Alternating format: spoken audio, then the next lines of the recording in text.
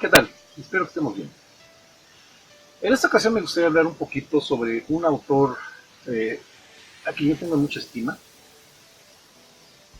de quien yo siento que todavía se puede, vamos a ver mucho más en el futuro, afortunadamente, y que sin embargo ya tiene suficiente material como para del cual se pueda manejar uno o dos especiales.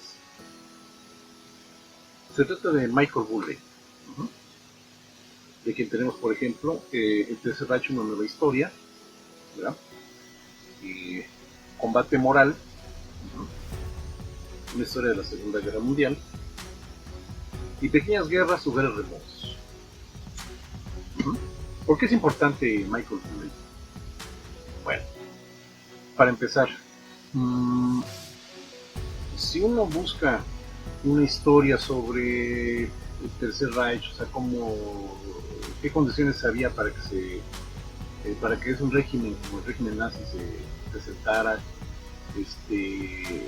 quiénes estuvieron detrás de la creación del ascenso al poder de Hitler. ¿Por qué ocurre eso, no? ¿Por qué, como dice el autor, cómo puede explicarse que en una nación en la cual, por ejemplo, Goethe o Beethoven vieron la luz, inclusive alguien como Nietzsche, ¿no? Que contrariamente a lo que dicen quienes no lo han leído correctamente, eh, no era protonazi, nada por el estilo. ¿Cómo es posible que una nación que diera tantas gentes desde el punto de vista humanista y también tantas gentes desde el punto de vista técnico, ¿no? La nación que nos dio, por ejemplo, a Diesel, que nos dio a Einstein, ¿no? A Rutherford, a tanta gente. Bueno, Rutherford no estoy seguro, creo que sí no era nada. Si no era, según no creo que no era alemán, no vamos a echar. En fin, pero una nación que dio tanto desde el punto de vista técnico y tanto desde el punto de vista humanista, ¿no? Y que sin embargo ha dado también algo espeluznante como racismo. Un poco Michael Bublé, que es lo que vino a responder. Yo recuerdo a finales de los años 80, 90, este señor pues estaba publicando este libro y salía en una edición bastante más amplia que esto, de pasta dura. Después ya salieron ediciones en pasta blanda y esta que es sigue siendo una cosa tremenda, ¿no? Esta edición se supone que es en bolsillo, tiene casi 1400 páginas. Las ediciones en pasta dura y las ediciones en formato más grande creo que son editadas por Tauro. Esta es de punto de lectura, también es muy buena. La traducción generalmente para esos trabajos de él ha sido impecable, así que si pueden buscarlos, adelante. Pero repito, ¿por qué es importante?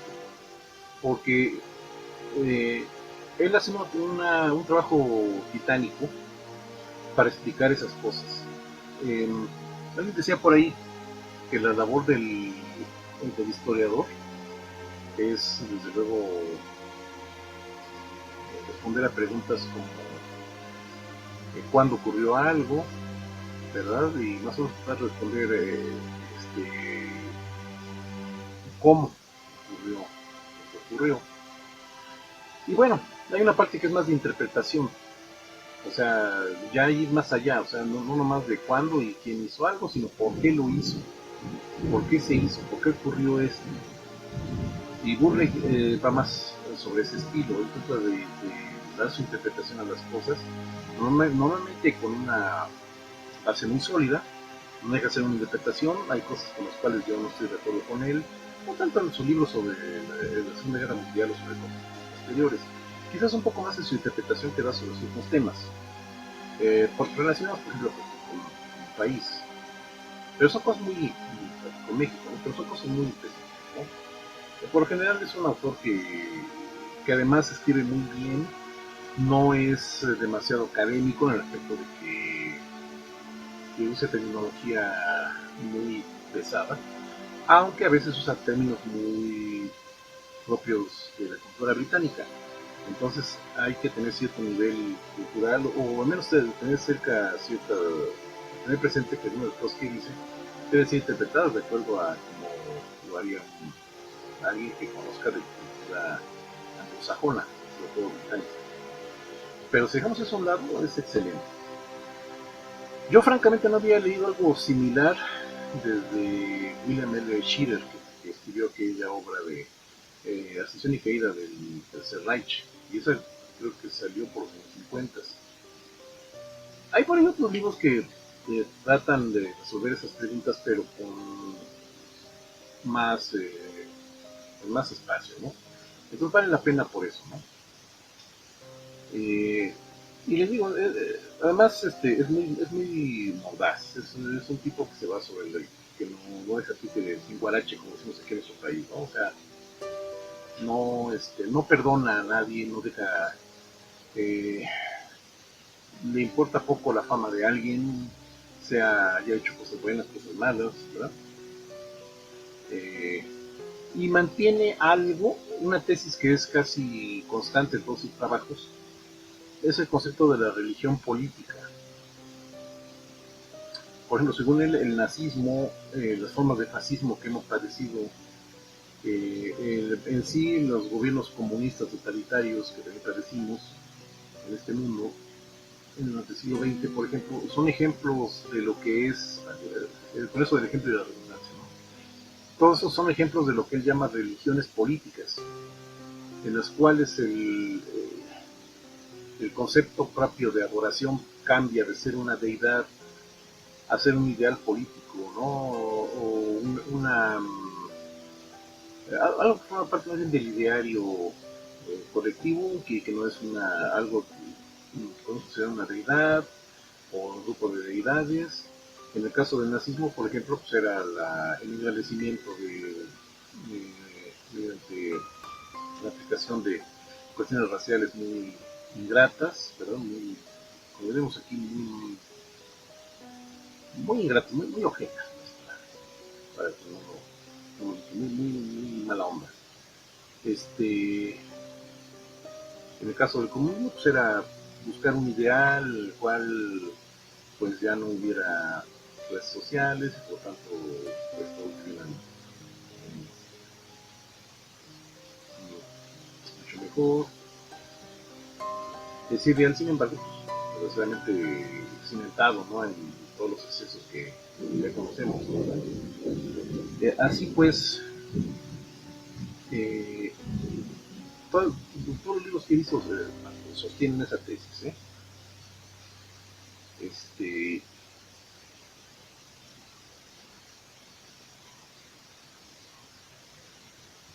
entonces, como les digo, es una cosa, él habla un poquito ya sobre esto. Vamos a ver. Desde el prefacio en el cual ya nos indica un poco cómo ha sido el estudio de las religiones políticas, ¿verdad? Luego ya se va sobre lo que es la República de Weimar, cómo se funda el Partido Nacional Socialista, cómo se van cimentando las bases que hacen que un partido minoritario, ¿verdad? Sea la base con la cual un soldado movilizado como era el joven Adolfo puede llegar a dominar un país, ¿no? Y conquistar cierta parte del mundo, ¿no? Nos va explicando cómo esto va posible, cómo va cambiando la orientación de lo que era el fascismo vigente en esa época, que fue el nazismo nazi, ¿no? Es muy,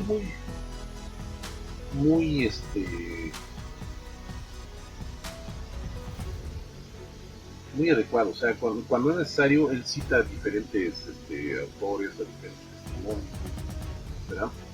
Este, nos va mostrando cómo esa cosa pequeña se va haciendo enorme, cómo la gente que trató primero de criticar o de hacer menos esa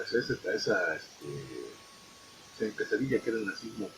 Después fueron viendo cómo en lugar de ser pequeño se iba haciendo más grande, ¿no? O sea, una figura de vida terrible. Y todo era demagogia, pero y todo era pues cosas en que realmente sin sentido, pero que cobraban sentido en las condiciones de la República de Weimar. Muy importante tomar en cuenta. Para que surgiera el nazismo se requirió una serie de conjunción de factores, tanto internos como externos, las crisis económicas, las sanciones aplicadas a Alemania, el sentimiento exacerbado de que Alemania había sido traicionada, el racismo que se mantenía vigente, una serie de cosas que Hitler y sus secuaces supieron aprovechar. Ya después cuando viene la toma de poder por los nazis, cómo siguió este asunto de la demagogia, cómo cuestiones como la aparente recuperación de la economía alemana realmente fueron espejismos creados por esta misma gente aplicando un nivel de demagogia increíbles, ¿verdad? Como el rearme alemán, la aplicación de medidas de autarquía y eso, lo único que hacía era que pues, realmente iba conduciendo a Alemania precisamente a su labor depredadora. Es un hecho que la economía alemana no se hubiera sostenido de haber seguido ese camino que llevaba, de no haber sido por primero su golpe a Austria, luego a Checoslovaquia, luego a Polonia y todo lo que conocemos. O sea, y esto Ulrich lo va manejando de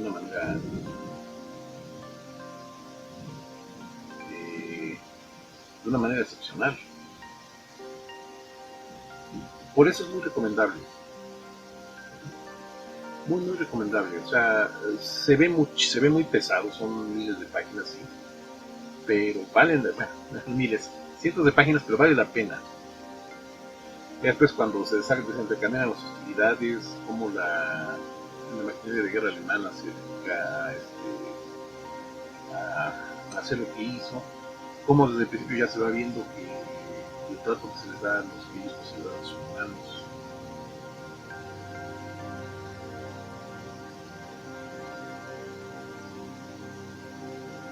Por ejemplo, aquí hablamos sobre nos pasó ya cuando, pues ya casi el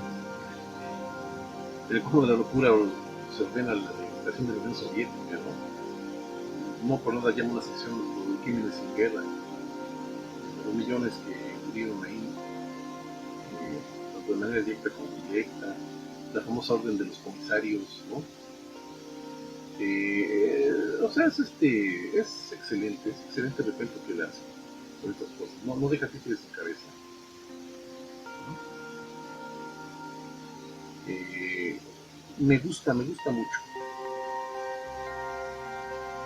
Dedica inclusive un pequeño capítulo a la oposición alemana que sí la como desgraciadamente esta oposición al fracasar en sus intentos por lograr pues de plano eliminar a Hitler, lo único que hicieron fue tomar todavía más las condiciones en las que este régimen canalla trabajaba, ¿no? Y él deja en claro que, ok, sí, los nazis eran terribles y fueron una historia de la humanidad.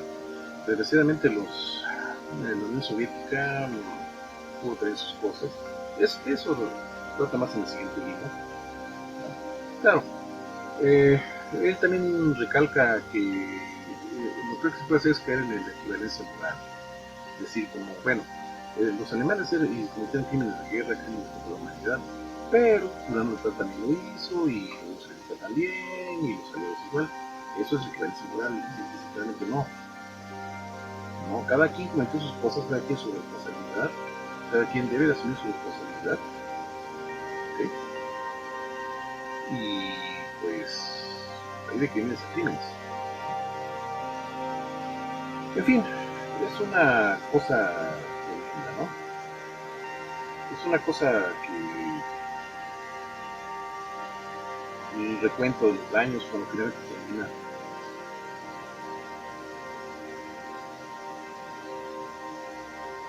termina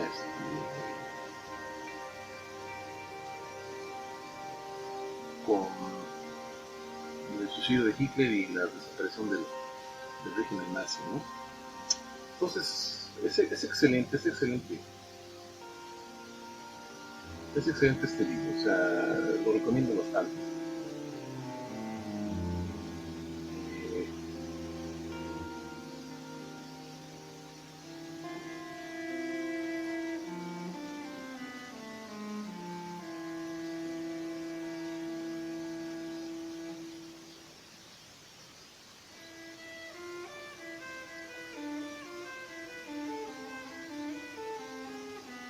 y me gusta mucho la tesis principal de él sobre las religiones políticas, porque desgraciadamente deja bien claro que no, nunca estamos suficientemente a salvo de esa cuestión, ¿no? Dice, por ejemplo, las teorías del totalitarismo rara vez han sido incompatibles con las teorías de las religiones políticas, y destacados exponentes de las primeras como Raymond Aron, Karl Dietrich Brecher, Karl Friedrich y Zbigniew Brzezinski han empleado estos términos casi indistintamente, ¿no? Totalitarismo y religiones políticas.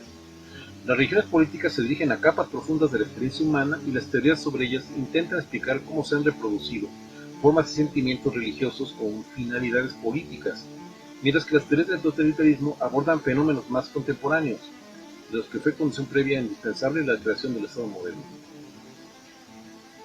La envergadura tecnológica de ese estado hizo factibles las fantasías de utópicos y distópicos anteriores. Y es increíble, sobre todo para el que es muy interesado en investigar. De hecho, tenemos una impresionante sección de bibliografía en la cual él nos indica sus fuentes, ¿no? Más de 30 páginas de bibliografía muy importante. Entonces, pues es un libro primordial si uno quiere entender eh, cómo fue que se llegó a lo que se llegó en cuanto al Tercer Reich. Yo sugiero que si alguien quiere entender sobre el tema, puede empezar por este o puede empezar por el de William L. Schiller, de Ascensión y Caída del Tercer Reich. Si no encuentra uno, puede usar el otro. Este me gusta por el enfoque que maneja, ya que usa muchísimas fuentes y bibliografía que no estaban disponibles obviamente en la época en que Schiller estaba. Pero los dos son muy complementarios. Yo recomendaría primero leer el de Schiller y luego este. Si no se puede, este preferentemente. Bueno.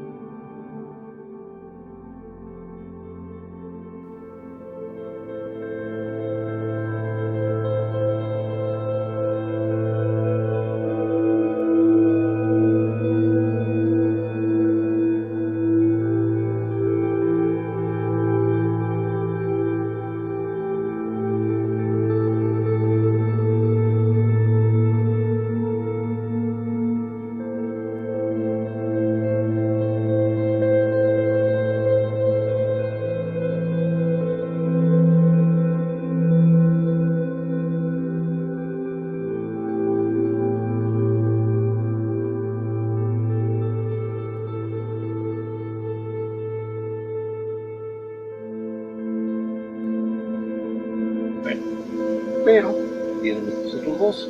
Después vamos a hablar vamos a hablar rápidamente.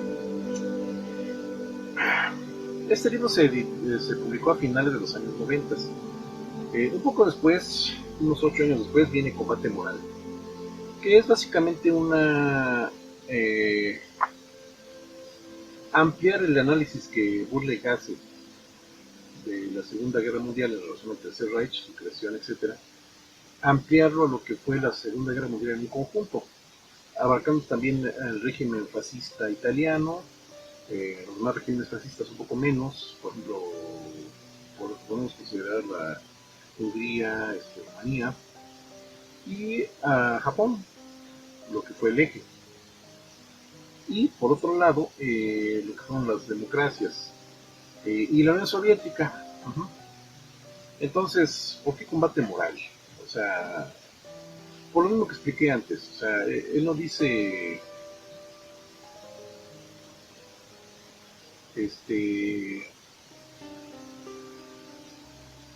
acepta desde el principio que todos cometieron crímenes, todos hicieron cosas deleznables, pero que pues hay de crímenes a crímenes y de responsabilidades a responsabilidades. He tratado, dice él, de que este libro sea lo más objetivo posible. No es una obra con afán moralizador. A todos nos gustaría creer que no seríamos capaces de hacer algunas de las cosas más o menos graves, ni por acción ni por comisión, descritas en este libro. Todos deberíamos reflexionar si de este habrían sido el caso de haber vivido como adultos responsables en las naciones beligerantes de aquella época. ¿Cuántos de nosotros hubiéramos presionado a favor de sanciones sabiendo que no iban a funcionar? O aconsejando acciones militares radicales sin pensar en las consecuencias humanas y geoestratégicas. Lo que de verdad impresiona es que en circunstancias en las que la tentación hacia la inhumanidad debe de haber sido irresistible, sobreviviera una mínima consideración hacia la conducta decente o legal. La guerra entre salvajes es con frecuencia relativamente menos sangrienta, debido a su agonal o ritual elemento de pose. En ella se da una profusión de tambores, patadas en el suelo y gritos, pero no se derrama mucha sangre, al menos escribimos a los aztecas, y es un aspecto por los cuales ya estoy un poco en contra de él, pero bueno. Desde las épocas antiguas y medievales, los hombres civilizados se han afanado por mitigar los efectos de la guerra, sobre todo mediante las doctrinas sobre la guerra justa, todas ellas brillantemente expuestas en un interesante libro escrito por Charles Bourdieu y Michel Quinault. Esas doctrinas consistían en una serie de mandamientos sobre la legitimidad de un conflicto armado y la relación entre los fines y los medios, junto con la necesidad de ejercitar la humanidad, discriminación y proporcionalidad mientras se libraba una guerra.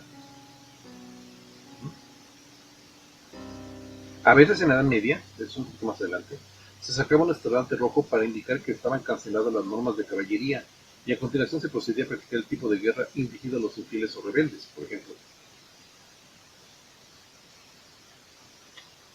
Aunque yo no creo que ninguna guerra haya nunca sido buena, la Segunda Guerra Mundial, en la que murieron 55 millones de personas, fue una guerra necesaria contra menos un régimen que modernizó la barbarie, convirtiéndola en un proceso industrial, y otro que infligía la crueldad y el salvajismo a muchos pueblos del este de Asia, desde los chinos a las tribus indígenas de la motosierra del Pacífico. Esto no resta importancia a la guerra contra el imperialismo fascista italiano o los problemas morales derivados de la desesperada alianza occidental con la Unión Soviética, que puso la tiranía comunista en la mitad de Europa liberada. Y tampoco permite servir de excusa a los crímenes de guerra aliados, aunque esto no debería ignorarse como si fueran lo que burlamente se denominan los daños colaterales.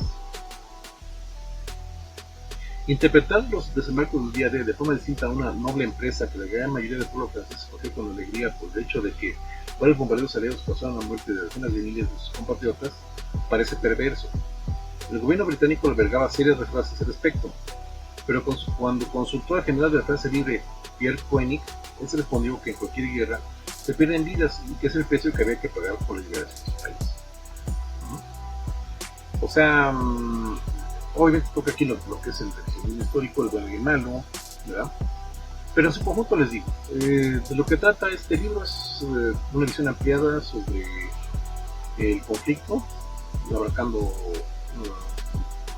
al eje y a las naciones aliadas, decisiones tomadas por unos y otros, buenas y malas decisiones, Él le llama naciones depredadoras a los de las naciones del eje, que lo eran.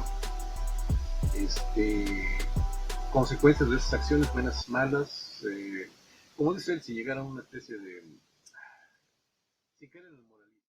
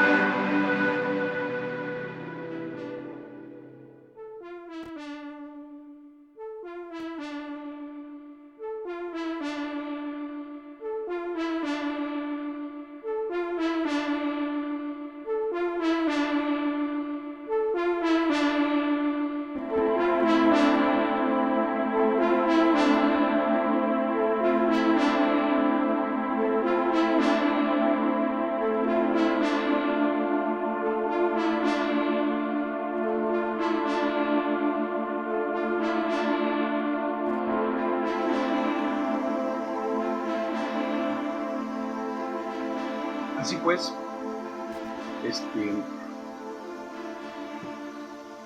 si se lee Combate Moral, yo recomiendo mucho también leer después Pequeñas Guerras de Lugares Remotos. ¿Por qué?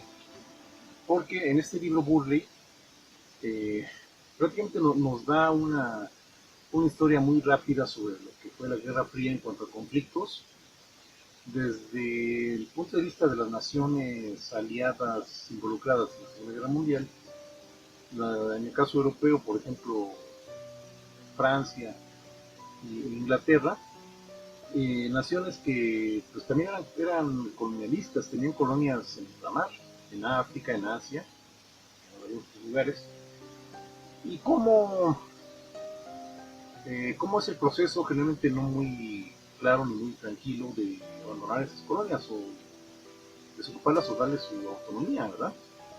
Entonces, y de cómo Estados Unidos, al principio de manera un poco forzada y después basándose en una teoría de una doctrina que los conoce muy afortunada, eh, pues intentan de alguna manera ocupar el lugar de esas naciones, ¿no? Intentan ocupar el lugar de las metrópolis, eh, promoviendo golpes de Estado, interviniendo abierto o no tan abiertamente en diferentes países, ¿no? Es un, es un libro, por lo demás interesante, ¿no? En ese aspecto. Por ejemplo, pues, son narrados de lo que pasó con el Extremo Oriente después de que Japón es derrotado y los aliados lo ocupan, eh, o liberan, entre comillas, los zonas ocupadas por Japón, y como en general en esos lugares pues había ya movimientos de independencia que se gestaron durante la ocupación japonesa, ¿verdad?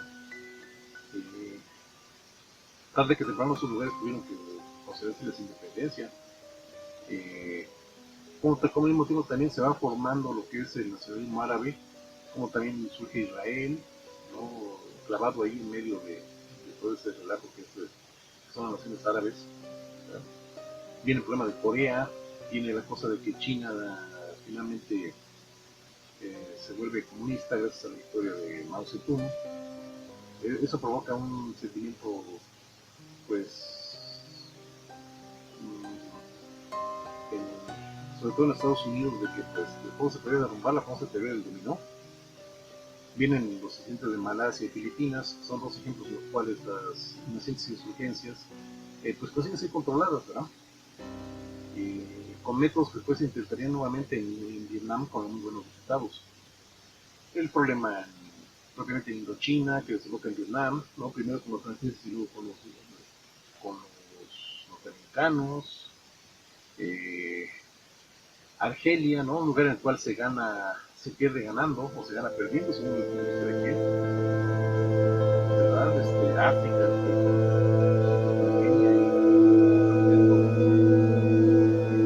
insurgencia que tiene el latino. Un libro excelente, o sea,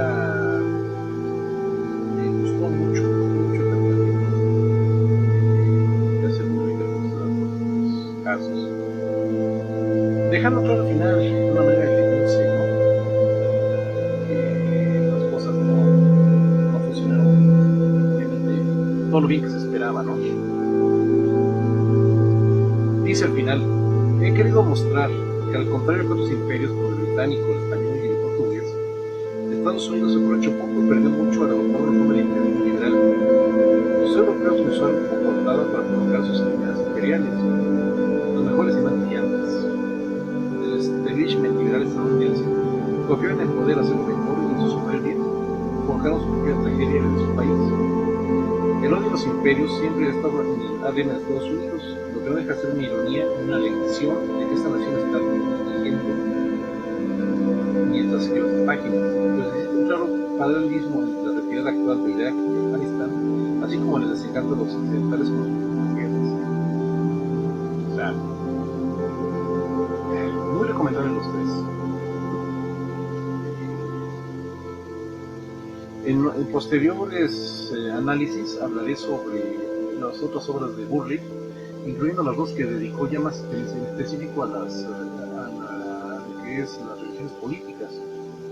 Me gusta comparar esos libros porque con otro autor muy interesante, pero eso les digo, lo veré en otro video, que es este.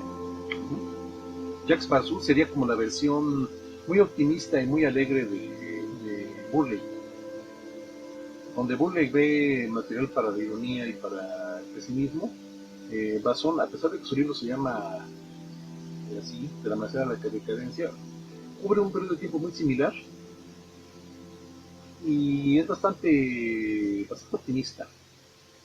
Conviene leerlos. Ya hablaremos de eso posteriormente. Ahorita, por lo pronto, quédense con Burley. Sin más que decir, espero que la pasen bien.